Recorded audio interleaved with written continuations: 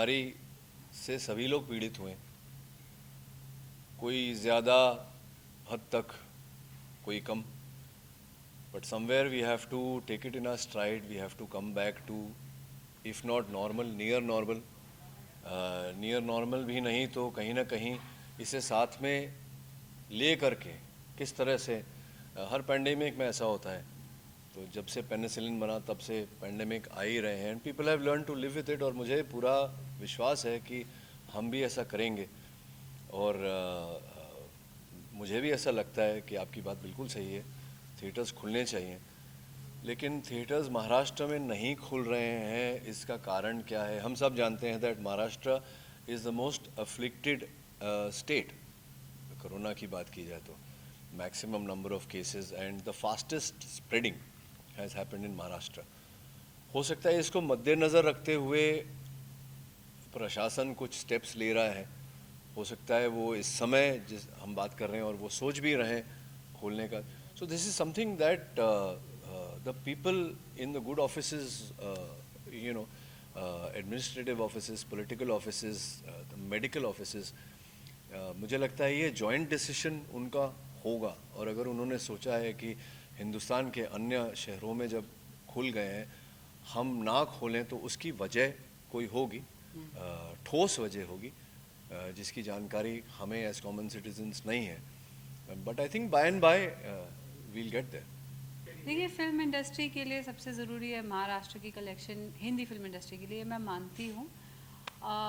पर मैं ये भी जानती हूँ कि जब सेकेंड वेव की पीक थी तो आपको ट्विटर, इंस्टाग्राम पे जो मैसेजेस आ रहे थे ऑक्सीजन की कमी, बेड्स की कमी, उनमें से शायद ही कुछ मुंबई, महाराष्ट्र से आए हों।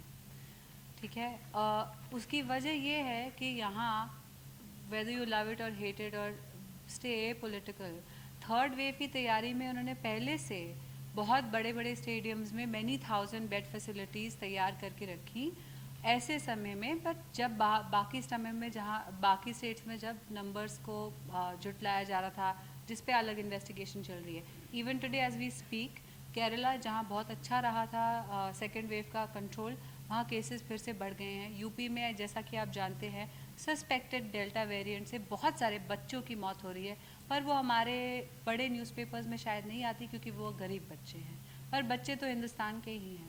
यूपी से महाराष्ट्र आने के लिए आपको वीज़ा नहीं लगता, अलग पासपोर्ट नहीं लगता, तो जाहिर सी बात है जब लोग इसी देश में ट्रैवल करेंगे तो केसेस बढ़ेंगे। इसलिए ये सोच के अगर उन्होंने क्लोज स्पेसेस में कुछ बंद करके रखा है तो मैं समझ सकती हूँ उनकी वजह, उनकी मजबूरी। उनको भी मज़ा नहीं आ रहा होगा, they must be bleeding financially. फिल्में चलती हैं तो पूरा एक इकोसिस्टम, एक पूरी इकोनॉमी चलती है, पर क्रिएटिवली सोचना चाहिए। मुझे लगता है कि अहमदाबाद में एक ड्राइव इन थिएटर है, दिल्ली में एक ओपन एयर थिएटर हुआ करता था फलकनुमा, वहाँ बहुत खूबसूरत फिल्में चलती थी, बहुत बड़ा सा एम्फी थिएटर था। इस तरह की अगर कुछ पहल हो सके, क्योंकि ऐसा लग रहा है कि Covid is here to stay, तो इस हमें creatively we'll have to find a solution कि इकोनॉमिकली भी हम पे इम्पैक्ट ना हो पर हमारे लोग भी नहीं मरे, क्योंकि दोस्त जान है तो जहान है, मुर्दा लोग फिल्में नहीं देखते ना।